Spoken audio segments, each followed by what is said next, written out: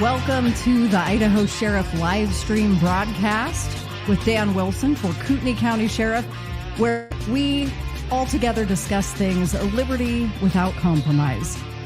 I'm your co-host, and occasionally, my name is Donna Wilson.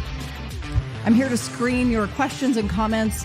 Sometimes I chime in on the discussion. We invite all questions and comments. Dan will answer them all. You're only going to be censored. That is, we put you in a temporary timeout if you're being inappropriate or if you're flooding the comment section with needless heckling that doesn't move the discussion forward. Mike Petum of North Idaho News was our most recent timeout recipient. It was only temporary, though. So, Mike, you can try again if you'd like. If you have an honest question, that is. Anyone with a question, just put that right into the comment section of whichever platform you're watching. As always, for the most interactive and full screen experience, join us on Facebook or YouTube. But if you're on Instagram, we still love you. Take a moment to share this live broadcast right now to your profile so that your friends can join in with us. And if you're listening back to the Idaho Sheriff podcast, thank you for joining us. And remember, listen and subscribe to our podcast wherever you get your shows. Did you know that Dan Wilson is the only sheriff candidate recommended as the constitutional sheriff for Kootenai County by Sheriff Richard Mack? Now, here's Dan Wilson. Good evening, everyone. Thanks so much for joining us. We have just completed 10 straight days at the Idaho State Fair. I used to call it the Kootenai County Fair. But it is the North Idaho State Fair. A lot of fun. 10 longest days of my life. However, the amount of people that showed up to say hello, to talk with me, to hear what my message of liberty without compromise and the vision that I have for Kootenai County for the next 4 years and beyond was, I don't know, it was beyond overwhelming. Yeah, I'm showing some of those photos right now. So basically from morning until night with very few lulls, all 10 days, we met with so many of you. In fact, I'm hoping that many of the new people that have joined the Idaho Sheriff Campaign Posse have shown up tonight to participate, to ask the questions, and to comment back and forth with all people that love liberty without compromise. And I want to say thank you so much to Ann Blatt, who organized our booth, all of our volunteers that showed up for every shift. We had basically a full tent of minimum of 4 to 6 of our volunteers at every shift, helping us reach out to the public. So many didn't even know who Dan was, but they do now. So to all the volunteers, it's too lengthy to read right here and now. I appreciate each and every one of you, the sacrifice that you made to come and be with me and help spread this great message of encouragement, one of liberty without compromise. I was going back to this photo here. Dan's going to probably have to stop and cough multiple times throughout tonight because the talking 10 days straight for almost 12-hour shifts, like he was mentioning there at the State Fair, kind of did a number on his voice. Here's a photo. This was Dan Wilson meeting Dan Wilson. Yeah, that was cool. A fun one. So I'm not going to go through all these. That photo gallery is available on our website and then also on our Facebook page. So if you know that you had your photo taken with Dan, you can go there, check it out, give it a thumbs up, and come and comment on that Facebook page. We had a young man that came into the fair, parking, fair admission, and came in order to meet you face to face because he had been watching and following your journey, has been inspired by the message of liberty without compromise, and wanted to come in and meet you in person. Yeah. That was a touching moment. I'm glad that I was standing there at the booth when he came in, and there were so many other similar stories like that. Yeah. Like you said, for some people it was, hey, who is this Dan Wilson guy? But really so encouraging to know how many people have already been following along and wanted to come over and say hi. Yeah, and brother, if you're listening right now, you came up to me last weekend, I think it was on Friday night, and I just want to tell you, you're doing a good job. Stay encouraged, stay strong and courageous. In fact, remember that every man and woman in America, we are all equal. We are all working shoulder to shoulder, those of us who want to preserve this great legacy of ours, this liberty without compromise. So stay encouraged. All my friends out there, we had this conversation over and over and over again. Do not despair. Tough times ahead, but we are a resilient people who believe in God, and we're going to work hard to restore our republic right here in Kootenai County, preserve it. And, you know, it's for everyone, even if you don't believe the same as Dan Wilson.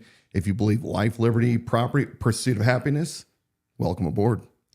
Dan and I had been watching the Board of County Commissioners meeting that's going on now down at the Kootenai County building, the county building, and they're right now as we speak, they're taking comments from people who have been sitting in there, kind of waiting for them to finish their presentation. So that's been fun to watch. I see a familiar face making a comment now, but we may jump to that later in the program and just pick up and see what questions are coming from the community to the board now that they've finished their presentation. We've already got some questions coming in here on Facebook, so we might get to those in a minute if your voice is ready. Love it. We want to remind you that you can get this Liberty Without Compromise shirt that Dan's wearing. Hey, lucky it's a size medium, you know, European style. European medium. It's available on the website at theidahosheriff.com. We had a lot of people stopping by the state fair and asking where they could get these. We got out of our shirts really fast. They were gone the first 2 days. Yeah. But you can get these in the men's, women's, the size that's appropriate for you. And then also hoodies and sweatshirts, since we're already getting some cool weather and it's not even September yet. So it's kind of a bummer. And then you can sign up for our campaign posse. Dan may have mentioned that already, but you can sign up for that on the website at theidahosheriff.com. And are you ready to get to some reminder. Go for it. I am definitely on the ballot this fall. We get this question all the time. In fact, we heard it numerous times over the 10 days at the fair saying, well, you know, I thought we already voted for sheriff, but remember that was a primary back in May for the political parties to decide who their contender was going to be to go to the general election. So independents like myself, we don't have a primary. And I'm going all the way to the November election on the 5th of November against Bob Norris. You can vote for me regardless of what your party affiliation is. And you definitely have permission to vote for me no matter what political affiliation you are, as long as you believe that Dan Wilson will protect every citizen in this county's right as chief law enforcement entity of the county. I will guarantee that my office serves every person with honor, respect, dignity, equal protection under the law. Paul and Linda, I see your questions. I want to know want you to know that we're going to get to those here in a couple of minutes. But since we are still talking about the fair, we had a couple of run-ins with County Commissioner Bruce Matari. Oh, Special Deputy DC Matari. Deputy, yeah. Well, what happened there? Well, our booth was close to KCRCC, who also then housed Bob Norris, which had Bob Norris and all his supporters hanging around that general vicinity. So Bruce Matari being one of those. Yeah. And he likes to hang around KCSO with his special deputization. Yeah. So you can frequently see him in the area with some of the other deputies and his sheriff. Well, I think he feels emboldened, right? He probably wouldn't say the same things, I'm guessing, in a dark alley at night. Maybe not. But he was, I guess, in the middle of the food court one night when you and I were walking past, and my voice is shot, so I can't give the same expression, but we walked past and he kind of did a loud, ha. And and I'm looking, I'm like, okay, bro, whatever. Dan and I were walking together. He was walking toward us. We were going to get some ice cream on a short break. Yeah. Yeah. He looks at us and he goes, ha. Yeah. And I looked at Dan and I was like, was that for us? Yeah.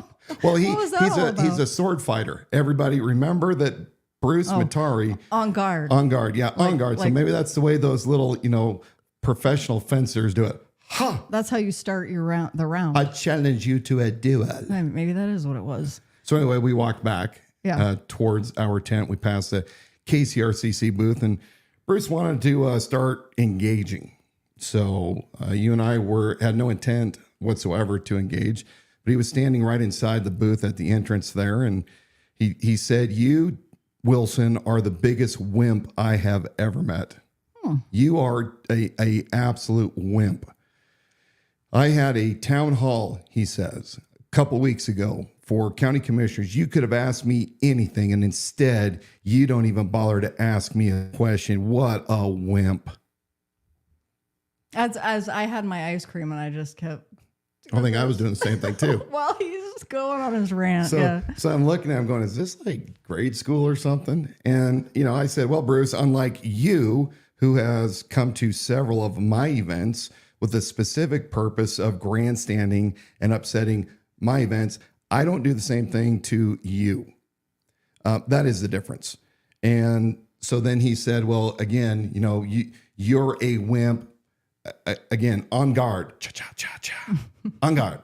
But I did tell him as I was walking past him, Bruce, a reckoning's coming. Yeah, he didn't like that too much. So he responds back and goes, a reckoning's coming for you. So anyway, this is your current county commissioner, special deputy that's representing you. That's the behavior of your elected officials. So again, I didn't engage him. He engaged, but it was comical. And and that boy is 50 something years old. I think that he also wanted to get off his white glove and go whap. Right? Oh, yeah. Psh, psh. Yeah. The only thing that's missing is a little thin mustache. Yeah.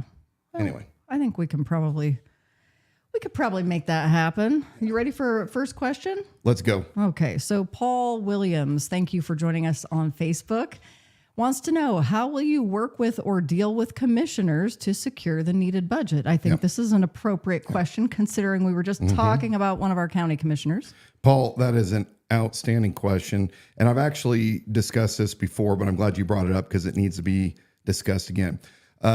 Look, as sheriff, I will be doing my best to unite the entire county electeds together for a mission of securing our county and providing the greatest services for our people. Now, of course, they're elected by you, the people, and you also must hold all electeds accountable.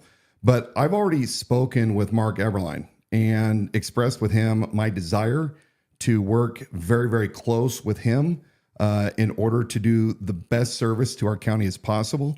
I believe that the discussions we've had, that we are very much in alignment. I respect Mark. He's been a very successful businessman over the years. He was a proven previous county commissioner.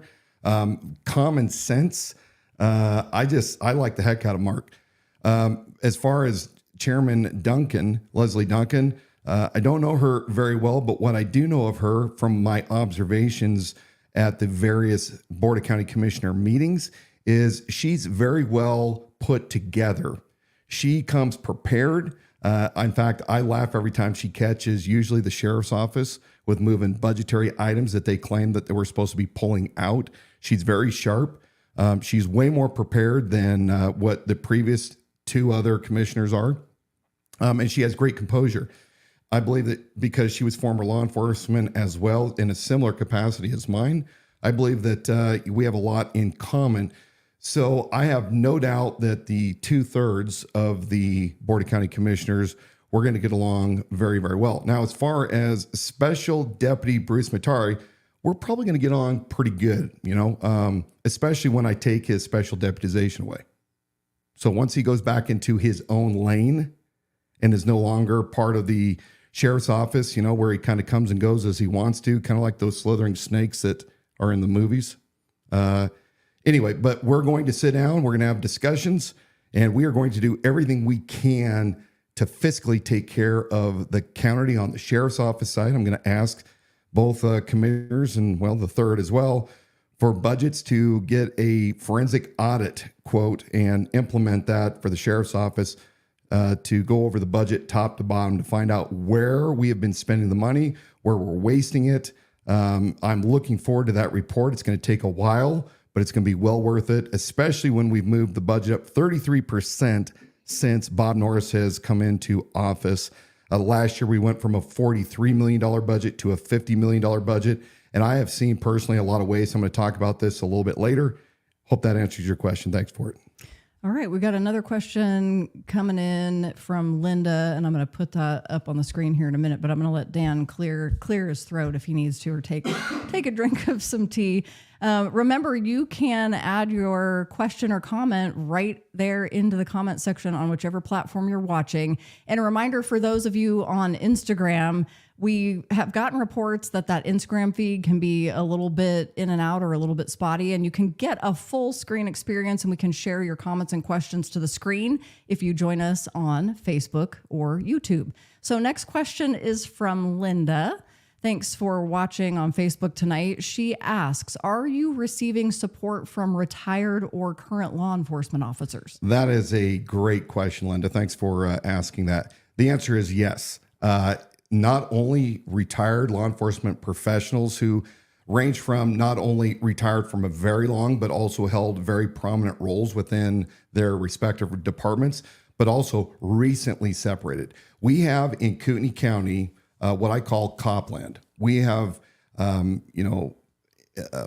attracted law enforcement professionals from all over the country, and a lot of them from California, who have come up here many times retiring early because they needed to flee the place that they left.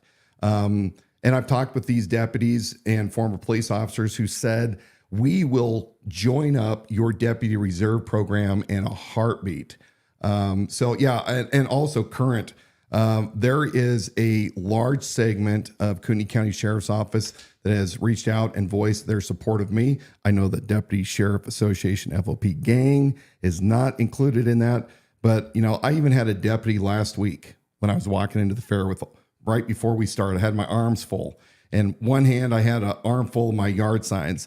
And deputy came up and he said, hey, can I help you with anything? And I said, sure. Would you please carry these signs for me? And in full uniform, he carried those signs all the way across to my booth for me. And he basically said, I don't care if Bob sees it.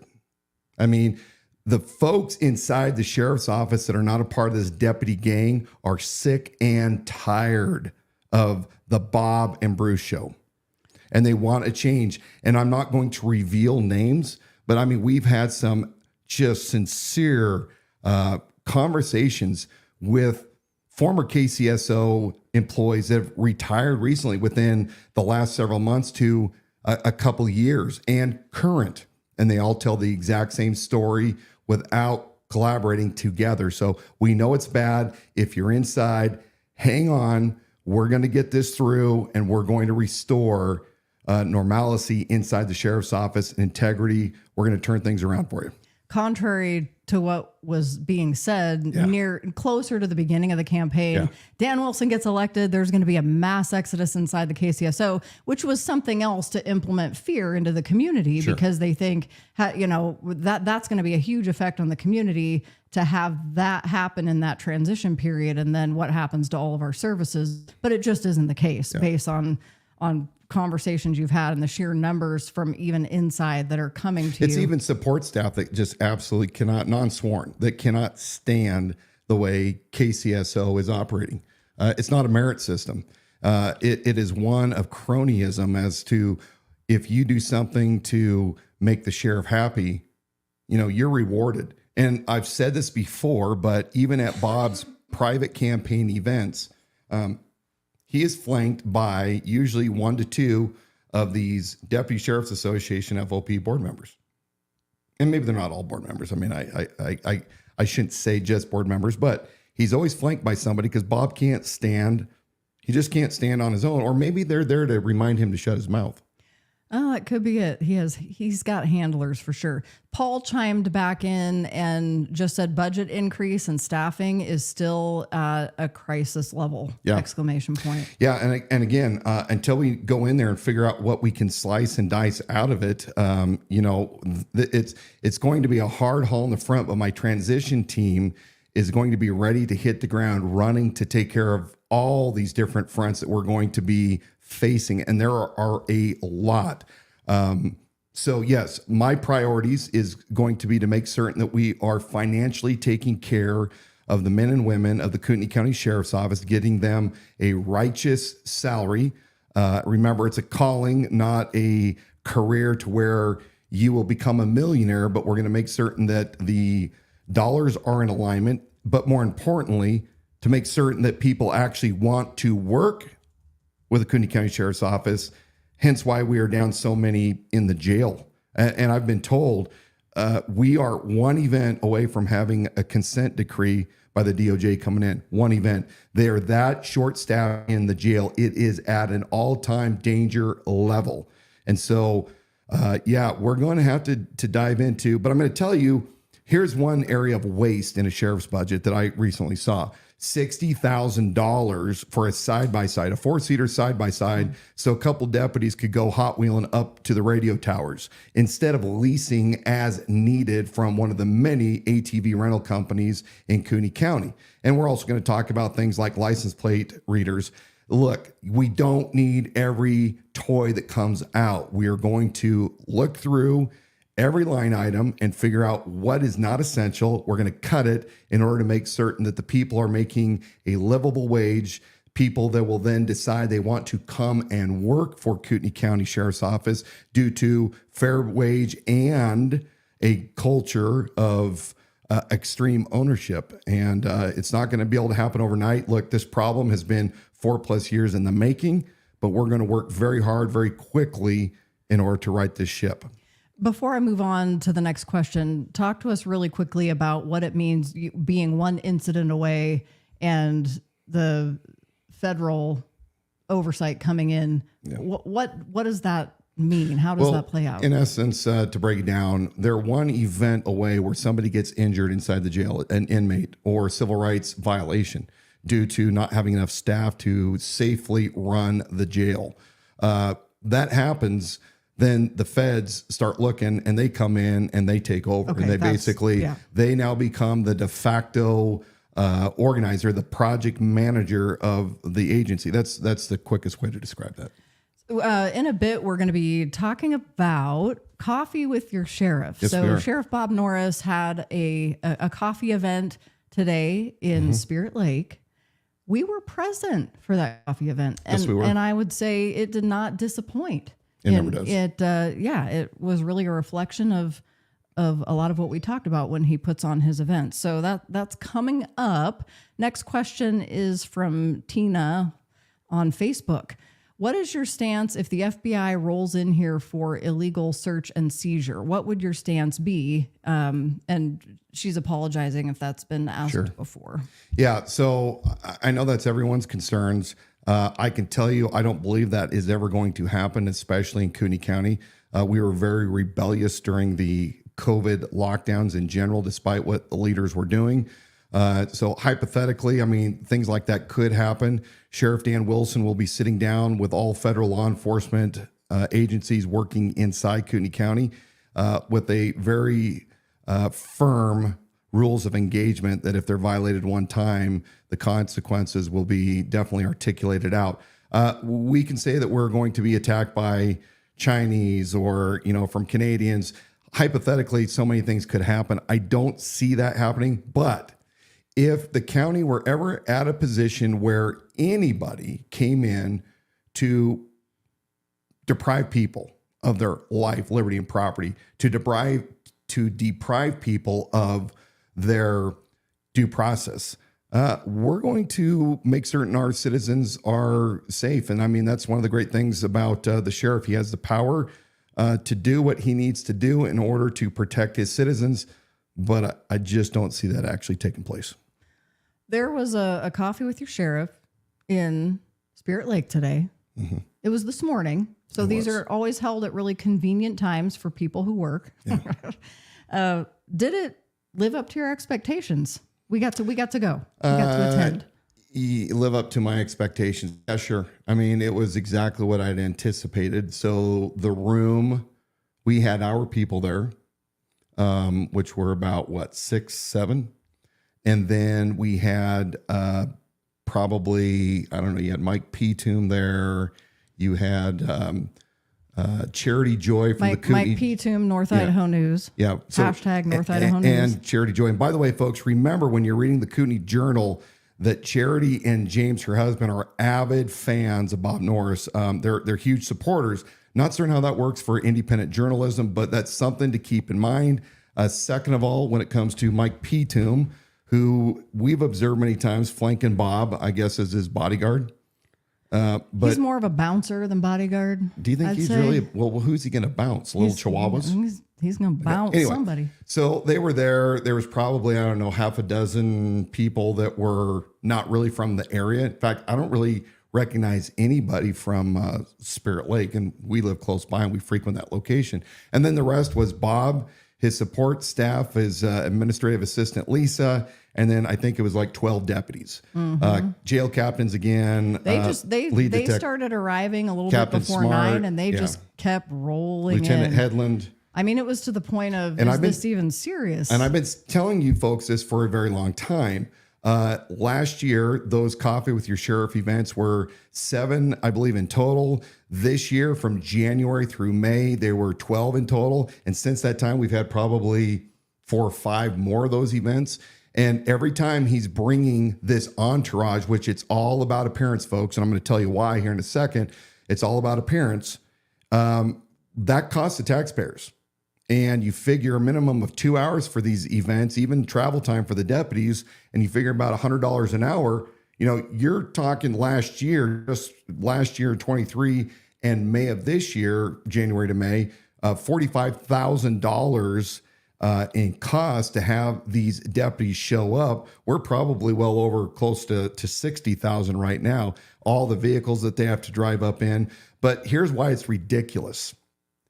Most people at these events don't ask the complex questions that Bob Norris, who's got 30 years, as he likes to remind us, of working experience as a law enforcement professional from the Los Angeles County Sheriff's Department, he's not capable of actually answering questions that, you know, little mom and pop that don't know the first thing about law enforcement in terms like probable cause and reasonable suspicion.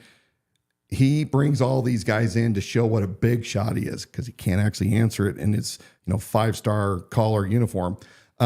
We did get to, though, ask 1 or 2 questions today of his support staff. So, yeah, I mean, I just want to overemphasize the fact that there were not community members from Spirit Lake that attended this. There were some from kind of an outline. We met those ladies, the vast majority. You had KCSO staff, command staff, and other support staff. You had some, Dan and I attended, and then some of our supporters. Right. Admittedly, we had a number of us there, and then a lot of other Bob supporters that follow him around to these coffee events. So you got to remember, if we were just trying to have a showdown between the two sides, we should have done it in some other venue and not one that's costing taxpayers with that many KCSO staff. He had his so-called de facto campaign manager, although I'm not certain how much of a campaign manager he is, Van Horn, who used to be a LASD deputy. He primarily was, I think, the last several years working firearms forensics. So he would fire the guns and figure out if the bullet came from that gun. And he's an NRA board member. He's already endorsed Bob. There are several others, gray hairs that I've seen before in there. But, other than the 2 journalists. Yeah. And I want to repeat again, since you mentioned the journalist, then the quote, journalist that he's bringing in do the bidding for Bob Norris. Yes. So that's Mike P. Toom with North Idaho News. Yep. And that is a huge, a Facebook group that's got a significant following and growing by the day. And they do a very good job with very quickly posting up accidents that happen and other information that the community is, like sitting on the edge of their seat to get information for. But then that also makes that a very powerful tool for Bob Norris. Sure. When Mike P. Toom is pushing that information through and making sure to flood that into the community to make corrections or to, quote, put out the truth. And then Charity Joy Kootenai Journal, again, why were these 2 supposed news outlets invited to this event at the coffee shop? And it's all optics, as they say. It's optics, and there's one more thing that I want to follow up on that. Mike P. Toom has inserted himself before when our team was out on the corner of Prairie and 95, I don't know, it must have been June or July, waving our signs. Well, he's that guy. And you know what? I probably would do the same thing when I was in my 20s. He jumps out in the midst of the Dan Wilson signs, and he's got his little Norris for Sheriff sign too. So yeah, folks, remember when you're looking at North Idaho News, the Mike P. Toom pals around. He's been observed around not only Matari, Special Deputy Matari, but also Bob Norris. And, in fact, James today, Charity's husband, called me, I think, plug your ears if you got kids in the room. I'll give you a couple seconds. Oh, I have a bleeper on. Okay, here. well, he called me. Where's that? I can't do it. He called me an a-hole, an Adam Henry. While Bob's supposed to be putting on this town hall, he doesn't like a question. He puts it back on me. I throw it back to him and say, "This is your show, Bob." Or maybe we need to ask, some of your 12 deputies that are here. They probably have the answer that you don't have, Bob.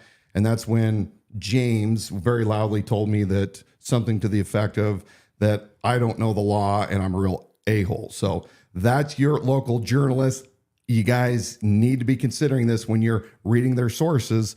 They are definitely biased. And then Lisa's joining us on Facebook tonight. She's always excited to watch, but she was there today. And so this was a first for her, where she attended one of these coffee events with the sheriff and said she was shocked at the amount of deputies. When she came in, because she was a little bit late, you had to walk through what they created on two sides of a hallway. You had to walk through a tunnel of deputies and staff, through a tunnel of them in order to get into Bob's meeting. Yeah. So that, it kind of like visually even represented something in terms of who is constantly flanking him.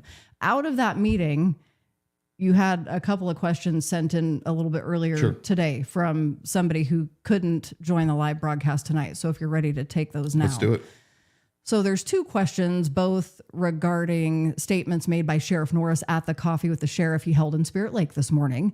The first one, Sheriff Norris's response to a citizen's question concerning what his office is doing about human trafficking in the county was astounding to me. So I'm reading this in his words. A professional response might be something like, "My agency takes human trafficking very seriously, though currently we have no active investigations into human trafficking, nor do we have leads with which to pursue an investigation." But instead of saying something like that, the sheriff explained how in Idaho, citizens have the right to make citizen arrests, and that if he saw any, he was directing this toward the person that was asking him the question. He said, "Well, if you see any trafficking, you should act and arrest the person and then contact law enforcement." Mm-hmm. As someone who has investigated trafficking, this is now the person who's sending in this question, I found this answer incredibly irresponsible and unprofessional for anyone in law enforcement, particularly a department head. Human trafficking is a form of organized crime, and individuals involved in this activity are notoriously violent. Yes. As you were present at this meeting this morning, what is your take on the sheriff's, not only his response, but his attitude? Yeah. Well, Bob knows that he was running his mouth last fall at a town hall in Hayden. It was September of last year when he was asked that very question. And he stated that he sees no early warning indicators of human trafficking taking place. And that's just flat out wrong. I ran into it when I was working over on the Washington side, and I just recently separated in March of 23. So he now, because of who Bob is, he has to stick with the narrative, right? So he's caught. That's what happens when you don't tell the truth. You get caught. And so this was him. Instead of, answering a constituent, he blows up with his attitude and he forcefully asks, "Well, is there a problem and you can arrest somebody?" And this person that wrote this question is absolutely right. And I'm going to tell the citizens of Kootenai County, yes, you do have a right to make citizens arrest in the county, but I'd highly recommend you not do that for a whole host of reasons. One is safety. Number two is for liability for false arrest. Putting that all aside, you're exactly right when you talk about the dangerous nature of organized crime, and especially when it comes to human trafficking, human enslavement. And folks, when it comes to this kind of criminal activity, disregard what 30-year and 5-year sheriff or 4-year sheriff Bob Norris tells you about going and making the arrest yourself. Do not do that. Leave it up to the professionals. Report it. Get all the articulable facts that you can to let law enforcement know, but do not do what Bob Norris said. Do not make a citizen's arrest. I want you to be safe, and we want to be effective in being able to go after these evil doers. And we do have that on video, and we will be releasing that so you can hear it word for word, the absurdity. And he's going to try to run out, he's going to try to get in front of this one and, claim he's being misquoted. It's this typical MO of Bob that never accepts any responsibility. Well, it's not misquoted when you hear the question, you hear his answer and hear him stepping into the person who asked it and stepping into the camera. The second part of the question that came in from this coffee with your sheriff meeting that was in Spirit Lake this morning, he says, I asked the sheriff which he thought was more important, law enforcement experience or personal character.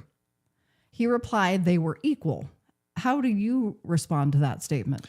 Well, I know why he's saying that, right? Because he can be half right, half wrong, and half right. I would argue and say that character is always very, very important because your character sets the stage for everything else in how you administer and how you do things. And I think specifically he was saying that regarding being a sheriff. So we know that for weeks and months now, Bob has spread the message that Dan Wilson has zero experience inside the sheriff's office. He discredits 12 years of my time working on the streets, being in my own police squad, being dispatched to all kinds of various calls, having to do my own reports, having to go to court, book evidence, all of those things, make arrests, book people in, go to DOAs, CPR, all that stuff. And he's trying to say you don't have any experience, but he does. And like I've told you folks before, you would expect a man who spent 30 years, I think primarily as a pencil pusher inside the sheriff's office, to have done all the things, especially if he achieved the rank of lieutenant. But the reality of it is just because you've done everything in the sheriff's office does not qualify you, as we have found out from Bob's poor performance record for the past 4 years, does not qualify everybody that's had those 30 years to be in a supervisory position, especially the highest office of the county, the sheriff. Now, when it comes to integrity, integrity it's either there or it's not. Bob and his integrity is already tarnished. We can go all the way back to the 2020 race when he, and this is not me making it up, this is absolutely true, and it is the evidence is there. Bob Norris contacted Los Angeles County Sheriff's Department back in 2020-ish and requested the in-house photographer help him find pictures of Mike Bauer and then Sheriff Baca, or Baca was gone, but of Sheriff Baca and Captain Mike Bauer, who was captain of the Special Enforcement Bureau, the most high-speed department of the Los Angeles County Sheriff's Department. And what happened is that he lied to this photographer, stating, hey, Captain Bauer had a flood in his house, lost some photos, and I'm trying to find photos to help restore them.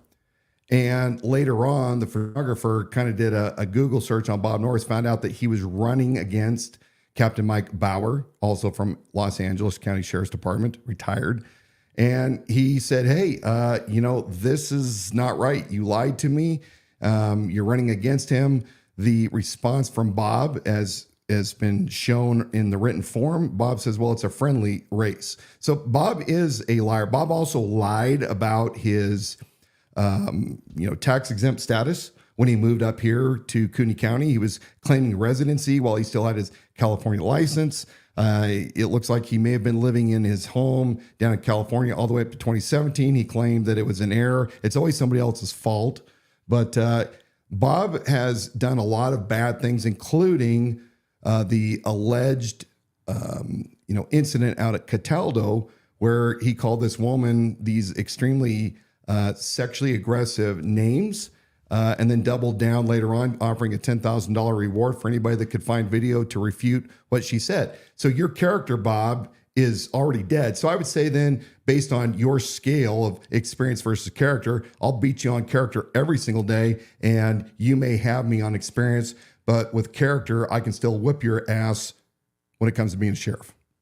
Now, the Board of County Commissioners had a meeting tonight, and one of the things they discussed, I think, was a line item for license plate readers for KCSO. Yeah.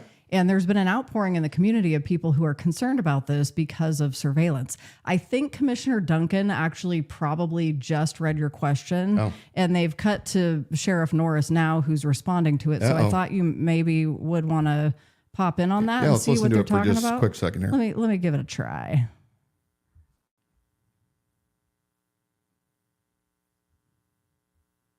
However, it's going in that direction. I'm seeking a tool set that not only can help us fight crime, but effectively, with the limited resources we have, also put the safeguards in place to ensure the officer's safety and your public privacy. It's always officer those safety. Safeguards Always officer safety. Public record. And he's reading his answer. Frequent audits. Let's cut away where from we this. discuss Let's this talk about information this. So last week, I was discussing my opposition to 15-minute cities, smart cities, and the constant surveillance state. And yes, I am one of the very few law enforcement candidates that not only believes in law and order, but I also believe in limits on the government and in law enforcement specifically on what they can or can't do to potentially harm the citizens.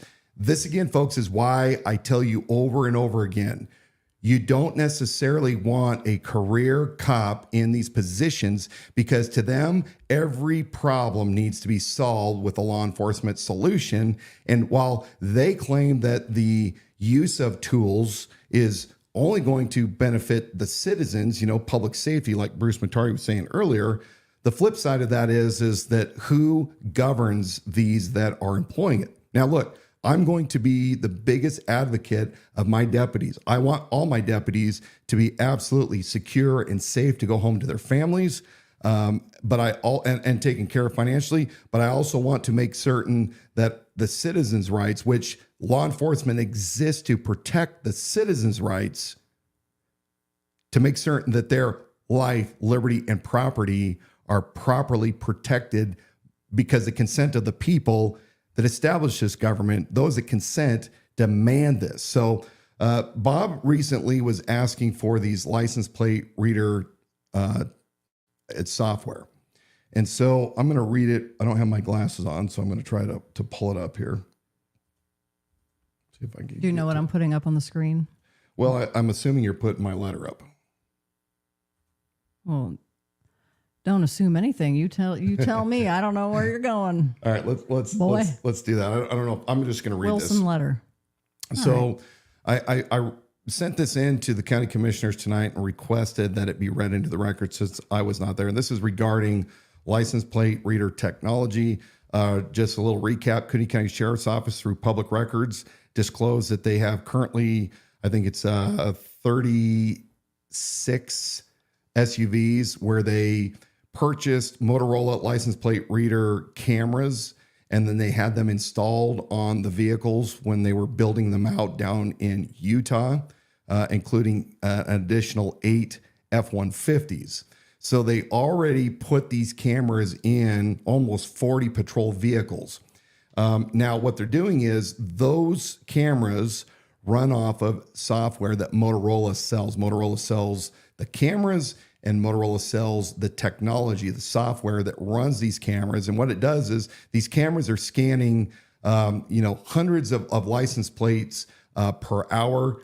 They can track things up to 100-something miles per hour. And what they're doing is they're constantly running it through a massive database to find out whether or not the car is wanted, whether the owner occupants, the registered owners are wanted, whether the car is stolen, all sorts of other, variables. And so the request is quite extensive. They want about $20,000 a year to utilize these 40 licenses for use in patrol. We're already at a budget shortfall. We're talking about, I think, a 2 to 3% increase overall countywide in property taxes, which I'm not happy about. But they're currently being demoed by Motorola. So Motorola is the big umbrella, and their software division that runs these is Vigilant. So I'm going to read what I asked the commissioners to read tonight. I'm not able to attend the Board of County Commissioners fiscal year 25 budget public hearing tonight, and I'm writing to give you my statement regarding the current budgeted KCSO license plate reader software for fiscal year 25. As Americans, we hold sacred our rights to be free of illegal searches and seizures as guaranteed in the Fourth Amendment of the Bill of Rights. In general, Americans, to especially include Kootenai County citizens, value our privacy above all others. The current KCSO budget is requesting to spend approximately $20,640 per year for license plate reader software that would allow approximately 36 patrol vehicles already equipped with Motorola LPR cameras and possibly other manufacturer LPRs to be used during routine patrol. The 5-year contract will cost an accumulative $103,700. Per Motorola's own current LPR usage and privacy policy, it states, under use and collection of LPR data, the company authorizes collection of LPR data for the use of the company and its customers consistent with this policy. The authorized use of LPR systems are by customers to identify or ascertain the location of a specific vehicle under circumstances when there is a legitimate commercial interest, not law enforcement, commercial, by law enforcement agencies for law enforcement purposes. 3, by the company to make LPR data available to customers and law enforcement agencies, get that, and law enforcement agencies for the purposes above and to provide market research information to customers based on aggregated LPR data.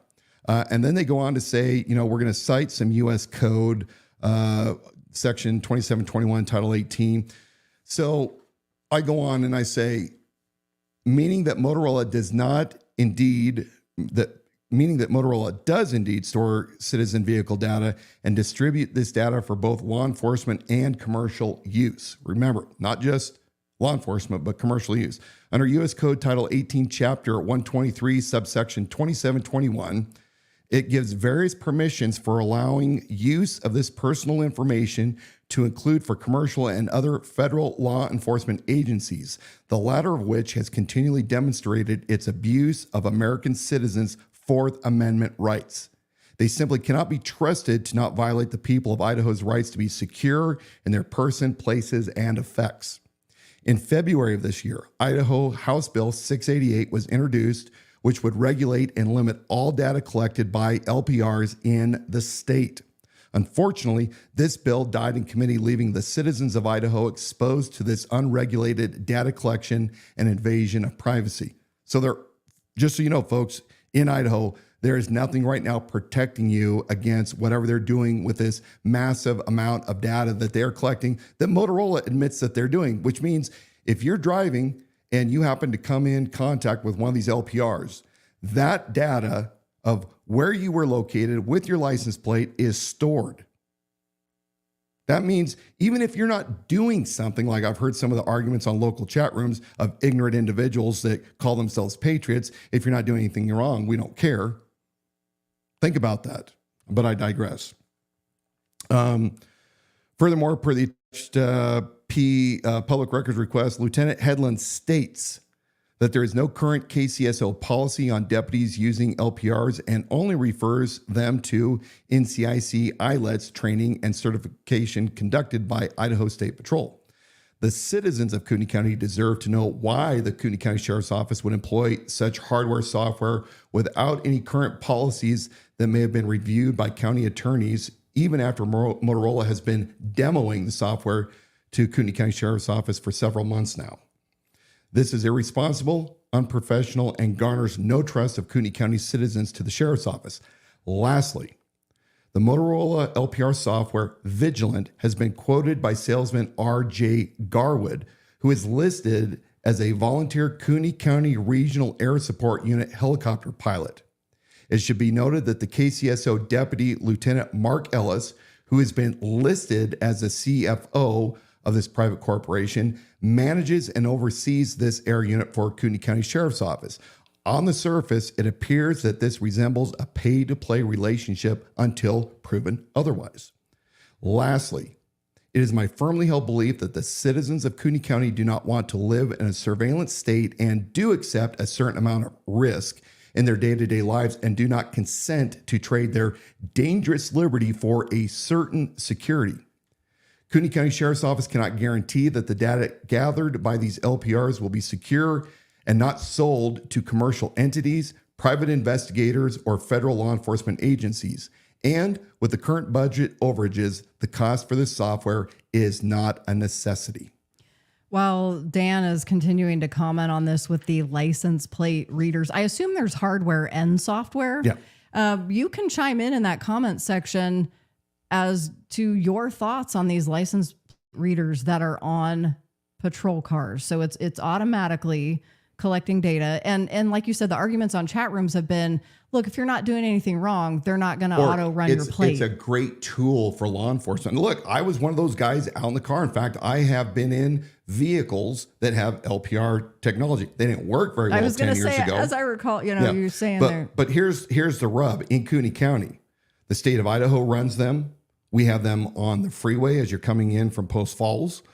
We have them with other police agencies. So look, I'm not saying that they don't exist, but the Kootenai County Sheriff's Office that is supposed to be protecting everybody's rights, the Fourth Amendment included, they should be leading the charges saying, look, we are comfortable taking a little bit of risk as citizens. You can argue all day long as law enforcement that we could put you in a complete bubble to protect you and to make you secure and safe. But then you have no liberty. Your freedoms. Yeah, your freedoms. Liberty comes at the cost of certain security. Now, here's the giant surprise is in this county commissioner meeting that's still going on right now because there were so many comments and questions from the community. But early on when they opened it up to questions, we found out in Bruce Matari's own words, County Commissioner Bruce Matari, that he has a device or a covering on his plate that diffuses that automatic license plate reader. And then he went into a long diatribe about where he's come from and after 9/11 and he's against the surveillance state. And he somehow turned that into victimhood as to why he has that on his plate. That is gaslighting and deflecting, and it's a Saul Alinsky tactic for those of you in Rio Linda that don't understand that. And yeah, I think it's hilarious that we have a county commissioner who wasn't even named by the commenter that came up to address. He just said a county commissioner has this LPR defeating covering on his license plate. And it was Bruce himself that said it was me. And he gave us all this reason saying he would accept whatever tickets he got until, they could give him all sorts until he decided that it wasn't worth it anymore. So you have a county commissioner also stating that publicly that he's willing to, violate the law, which, I'm not disagreeing with, but, Bruce kind of likes to pick and choose when he wants to obey law enforcement and when he doesn't. You recall that February town hall where I was speaking and he came in and tried to take a snippet of something and claimed that I was anti-law enforcement. Yeah. Kind of similar to that, isn't it, Bruce? It's fun when you Ha! All right. For those of you who maybe are joining us later in the hour, remember that you can put your question or comment right into the comment section, whether you're watching on Facebook, YouTube, or Instagram. And Instagram, I tend to see people logging on and possibly getting kicked off. So if you're having trouble with that feed there, just go on over to YouTube and join us there and you get the full screen. Let's see. Logan on Facebook says in some states, those that cover their license plate with a material to defeat readers are illegal. Yeah, well, I think that's what Commissioner Special Deputy. So you have a deputy. I think he was admitting you have a special deputy, right? Somebody that's setting the example by not obeying the law. So yeah, look, I agree with Bruce. Though I don't like surveillance state. In fact, I reject it. I reject it so much that I will gladly take the risks of not having my liberty squelched than to continually argue why law enforcement needs every bit of technology that it can possibly garner in order to protect the people. That's not really the job. You're not Skynet. You're not supposed to be there to make certain that any and every bad thing that could happen in life is a variable that's at a zero. Speaking of every bad thing. Yeah. Kootenai County Sheriff's Office ended up with their own helicopter, and they did it through the creation of a nonprofit so they could sell as we call it, kind of sell a bill of goods to the citizens of Kootenai County, saying, look, we can get this helicopter. We're going to keep you more safe than we ever have, but we're going to get access to this helicopter, and it's not going to cost you, the taxpayers, a dime for 2 straight years. Yeah. And that launched us into some investigative research and investigative journalism. Months of research. This is how messed up the Kootenai County Regional Air Support Unit program and all of its tentacles are. It's that messed up. And as part of our research, we're asking ourselves, okay, not only are we seeing Able One, this KCSO nonprofit helicopter, it's almost owned by the Kootenai County Sheriff's Office because it's confusing. The private corporation, and I'm ruining your train of thought, so don't lose it. They have registered this non-profit corporation, their operations at the Kootenai County Sheriff's Office, not only with the state, but also with the FAA, and their remittance address also to the Kootenai County Sheriff's Office. So once again, folks, we don't know where the Kootenai County Regional Air Support Unit, a private corporation 501c3, ends, and Lieutenant Mark Ellis, Kootenai County Sheriff's Office, lieutenant in charge of the air unit, who also is overseeing his own corporation, where that one begins and the other one ends. And they're commissioning, or whatever you call it. They've got to commission tactical flight officers to then man the helicopter and special training and these really nice flight suits. And that thing, and where I was going with this originally is you're good. You and I noticed that thing's flying all the time. Yeah. But we're 2 people, and where are we that often? We're not that spread out. So we hear, though, from people all over the place, that thing's flying around my house.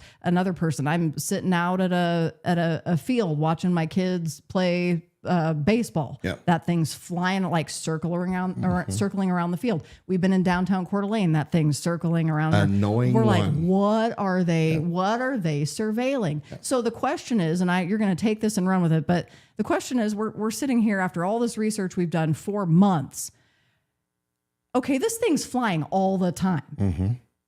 How often were they flying the helicopter from Spokane or the Two Bear Air that's out of Montana? Yeah. How often were they flying those units? How often was it necessary and needed when we had that MOU with Spokane and Two Bear Air? Yeah. Great question. Yeah. So you take that and...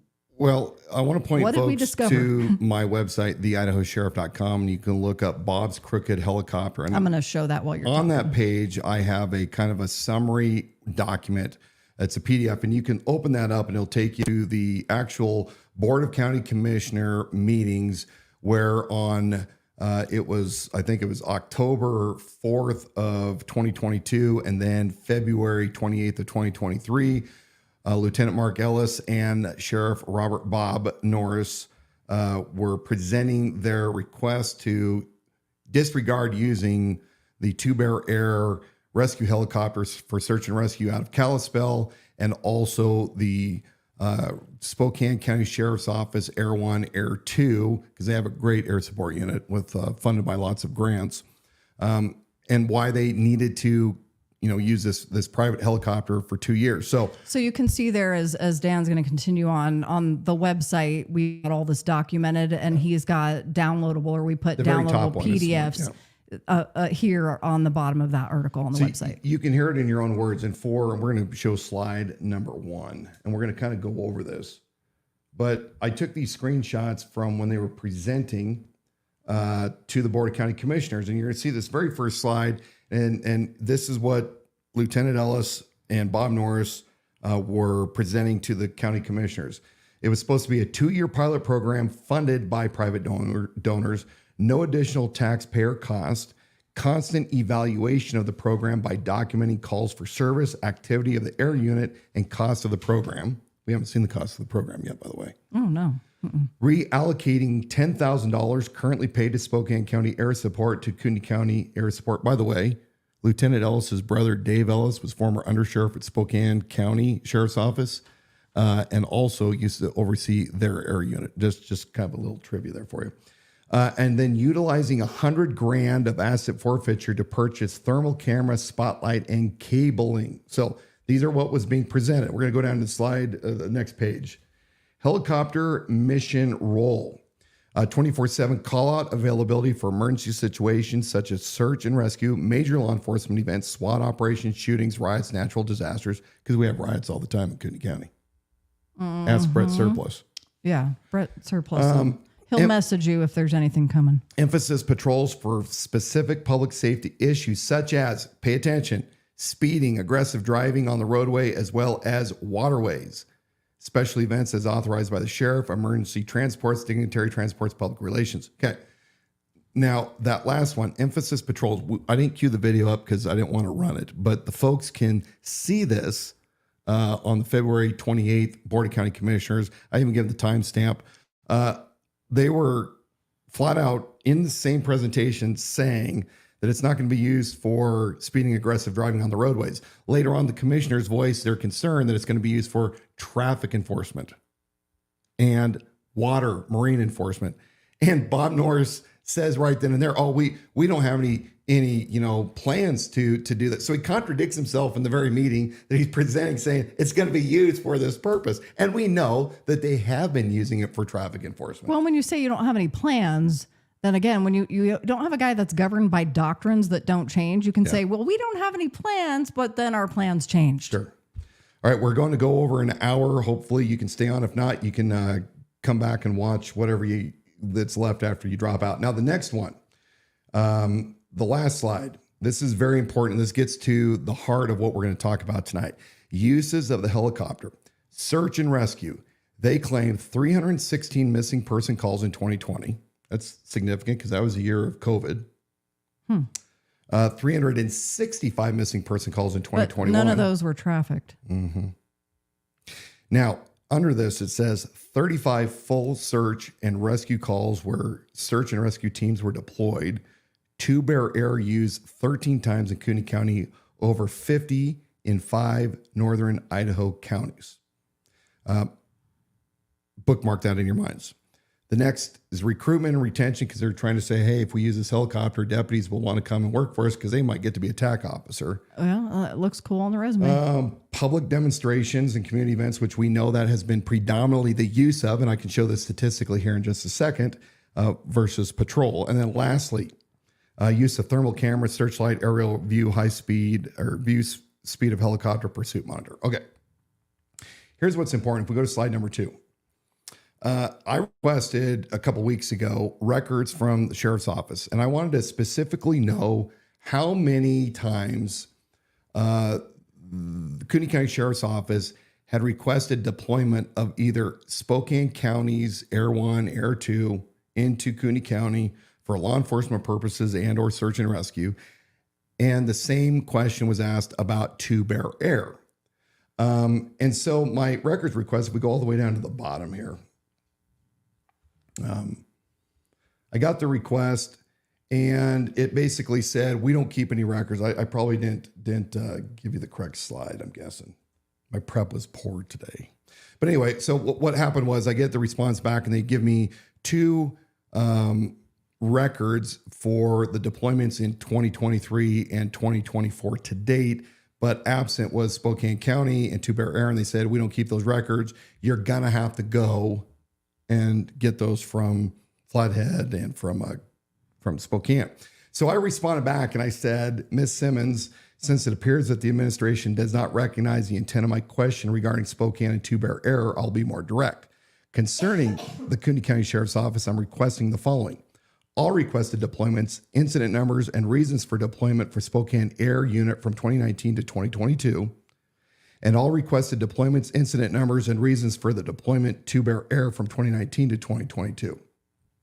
This is for every requested deployment from KCSO to Cooney, I'm going to mess it up, from Cooney County Sheriff's Office to Cooney County.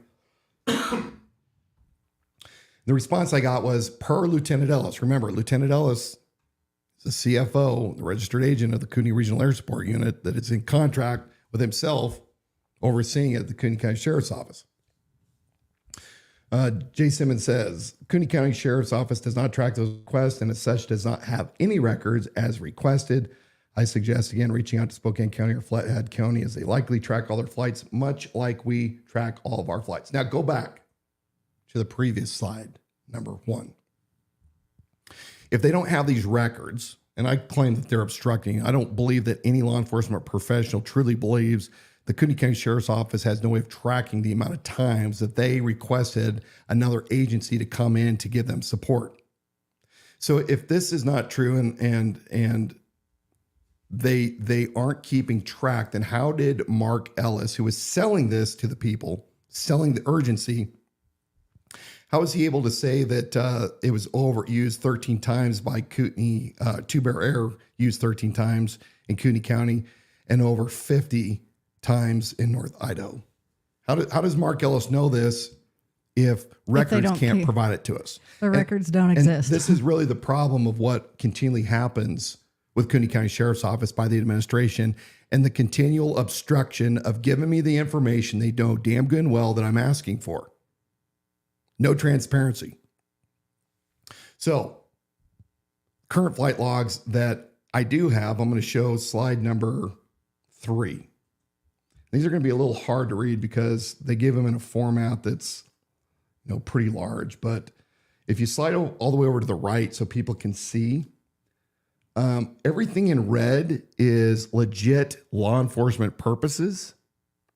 Everything else, especially I said that backwards. Everything in red was training. Everything in green for 2023 is legitimate law enforcement deployments. And all the rest were showing up at parades, parks, Black Rock demonstrations. Out of 20 total flights, only 7 were legit for law enforcement. And what year was that? 2023. Okay. Why do people care? Remember that we were sold a bill of crap, that it was no longer feasible for us to rely on Two Bear Air that has hoist capabilities, even though the new helicopter that replaced that, the Kootenai Regional Air Support Unit, has no hoist capabilities. And that it was too cumbersome to use a $10,000 a year agreement to use Spokane County's helicopter. Well, for the first year, when you have only 7 total flights, I think the numbers speak for themselves. It's highly ridiculous because, it's almost 25% that was legit and the rest were not legit. Yeah. And I will say, we talked to people even at the fair that it's impressive that when parents are impressed, their kids are being shown the helicopter lands and it's at a community event. It's a wow factor for the kids. And when the kids are happy, the parents are happy, and it makes the sheriff's department and the sheriff look really good. It's very good in terms of optics. We had a lady at the fair that said, well, I thought that was cool. And they let our kids jump up into it and sit in the seats and walk through and touch and feel everything. And so it's a feel good moment for the sheriff's department within the community. But the more that we've uncovered and the investigation we've done, I also think it's easy to jump past that. Okay, it's kind of fun. And maybe comforting that we have this available, but more and more people are asking questions like, what really is going on And here? where's the funding? We were told directly that for the first year, they were running numbers of the donations through the search and rescue portion. But we still cannot find any record that there is an actual 501c3 filed with the IRS. So we want to know what's really going on with the money. Now I'm starting to lose my voice. I think we're going to wrap this up. No, Dan had a couple of other actually really juicy things he wanted to talk about. Who knows? Let's tease him for next week. Yeah, we'll see you again next week at 7. But we've had a great time tonight. There's been a lot going on between the state fair and just a lot going on since last Wednesday. So we've got more next week. Okay. Any questions that we didn't answer? Nope. We breezed through those in the beginning, but yeah, we've got Bob wearing a body camera at the North Idaho State Fair. That's a juicy segment. That's going to be a fun one. Refusing to turn over the coverage for public disclosure like he's required to do. Public records, rather. Yeah, and he was in his official capacity, so that was an interesting one. And then we have Dan Wilson that essentially made a prediction about some of this illegal immigration issues and how that blew up this last week when it appeared as though, or there was a reputable source that came out with information that Kootenai County was, well, at first people were saying sanctuary city, and they got, that got everybody all riled up. But then it was listed as non-cooperative. And then Bob Norris came out with a statement saying this is false information. But there's ICE 287G, I think it is. And this is something that Dan Wilson was talking about back in May. Yeah. And Bob Norris is just answering questions about it a few days ago. Like 100%, absolutely, we're going to do And Bob that. is continually behind the curve because he doesn't pay attention to anything proactive. He doesn't have. That's ultimately the point. So we'll discuss that next Wednesday live. But anything else you want to say to us on the way out? If No, you I've have probably a voice worn to out my do welcome. We haven't articulated everything the greatest today. But remember, we didn't descend from fearful men. Stay strong and of good courage. Message me anything that you have questions about. We look forward to seeing you all after this great holiday coming up. Enjoy your families. Love them every chance you get. God bless you all. God bless Kootenai County. Thanks, you guys, for joining us over there on Instagram. We got Skinny Nose. Thanks for joining us. Nana KC60. She says, thanks for the info. I'm assuming Nana's she and not he. Thank you for joining us tonight on the Idaho Sheriff live stream broadcast with Dan Wilson for Kootenai County Sheriff. We're here every Wednesday night at 7 p.m., so join us again next week. Thank you, Koi Pond Kid. He says, night, guys. Good night to you, too. We're here every Wednesday night, 7 p.m. Subscribe to our YouTube channel, The Idaho Sheriff. See, everything's easy to find, The Idaho Sheriff. Everything's easy to When you find but my subscribe voice. on YouTube, but your voice, maybe by Can't find next my week. voice. Subscribe on YouTube, you'll get automatic reminders when we go live, so that's pretty nifty. And for the Idaho Sheriff podcast, listen and subscribe wherever you get your shows. Learn more about Dan Wilson, his platform, policies, and viewpoints. So for any of you who are saying, Dan Wilson's ideas are vague, he gives nothing but platitudes and conservative buzzwords, it's not true, because it's all available. All the policies and viewpoints on our website at theidahosheriff.com. And every Wednesday night at 7 p.m., he's going to answer any question you have. We'll see you next week. That's all.